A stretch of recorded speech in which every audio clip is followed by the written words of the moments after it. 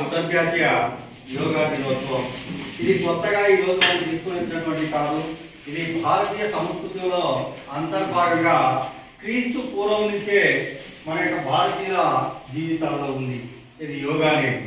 మహాపాష్య అనేటటువంటి వ్యక్తి క్రీస్తు పూర్వం 2వ శతాబ్దంలోనే దీన్ని తీసుకొని రావడం జరిగింది. ఆధునిక కాలంలో పతాంజలి ప్రొడక్ట్స్ విన్నారు కదా మీరందరూ, పతాంజలి ఆ పతాంజలి ప్రొడక్ట్స్ అందులో బాబా రామ్దేవ్ బాగా ప్రచారంలోకి తీసుకొని రావడం జరిగింది. సరే, మనకు క్రీస్తు 6వ శతాబ్దంలో జైన బౌద్ధ మతాలు భారతదేశంలోనే వెలిశాయి. వారు కూడా ఈ యోగ సూత్రాల ద్వారా యోగులుగా ఉండి యోగాసనాల వాళ్ళ ఆరోగ్యాన్ని పరిరక్షించుకునేటటువంటి వాళ్ళు. సరే, ఇంత చరిత్ర ఉన్నటువంటి ఈ యోగాలకు సంబంధించినటువంటి అంశాన్ని 2014లో ఐక్యరాజ్య సమితిలో జనరల్ అసెంబ్లీ మీటింగ్లో మన భారత ప్రధానమంత్రి నరేంద్ర మోడీ గారు సెప్టెంబర్ 27, 2014వ తేదీ ఒక ప్రతిపాదన ప్రవేశపెట్టడం జరిగింది. అతి పురాతనమైనటువంటి కళా యోగా అనేది అది భారతదేశంలో క్రీస్తు పూర్వం నుంచే ఉంది.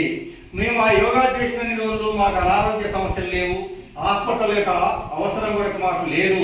అటువంటి దాన్ని ప్రపంచవ్యాప్తం చేయాలి అని చెప్పి ఒక తీర్మానాన్ని ప్రవేశపెట్టి ప్రతి సంవత్సరం కూడా యోగా దినోత్సవాన్ని ప్రపంచవ్యాప్తంగా నిర్వహించాలని చెప్పి అతను ఒక ప్రతిపాదన చేస్తే ఎక్కడ ఐక్యరాజ్య సమితి జనరల్ అసెంబ్లీలో చేస్తే ఆ జనరల్ అసెంబ్లీలో ప్రపంచవ్యాప్తంగా ఉన్నటువంటి సభ్య దేశాల సంఖ్య 193. అంటే 193 దేశాలు పాల్గొన్నటువంటి ఆ సమావేశంలో 175 దేశాలు ఏకగ్రీవంగా ఆమోదించడం జరిగింది.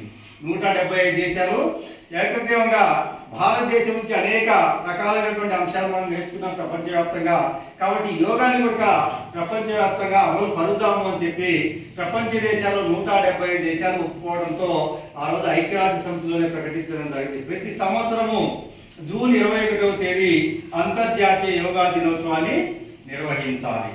ఈ యోగా నిర్వహించడం వల్ల మనము ప్రపంచవ్యాప్తంగా యోగా చేయడం వల్ల మనకు మానసిక ఆరోగ్యం కుదుటపడుతుంది. డాక్టర్లు ఎవరు కాడిపోయినా, సార్ నాకు ఆందోళన ఉంది, నాకు ఇంజక్షన్ అంటే భయము, నాకు జ్వరం వస్తుంది, రాత్రులు కళలు వస్తున్నాయంటే అమ్మ ఉదయాన్నే మెడిటేషన్ చేయండి, ప్రశాంతంగా ఒక 5 నిమిషాలు నీ మనసు నీ ఆధీనంలో ఉంచుకో, లేదా యోగాసనాలు వేయండి, బాగా ఎక్సర్సైజ్ చేయండి అంటారు డాక్టర్. నా మందుల కన్నా మీరు చేసేటటువంటి క్రియల ద్వారానే మిమ్మల్ని మీరు ఉత్తేజపరచుకోవచ్చు, మీకు ఉన్నటువంటి ఆందోళన తగ్గించుకోవచ్చు, మానసిక ప్రశాంతతను పొందవచ్చని.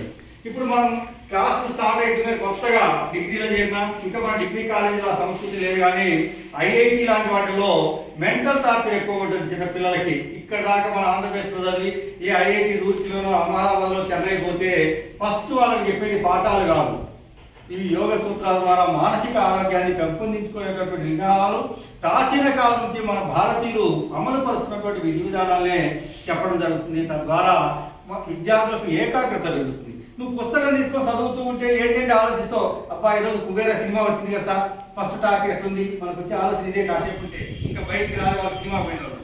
కాబట్టి ఇటువంటి కాన్సన్ట్రేషన్ దెబ్బతిన్నప్పుడు మనం ఏం చేయాలి, ఖచ్చితంగా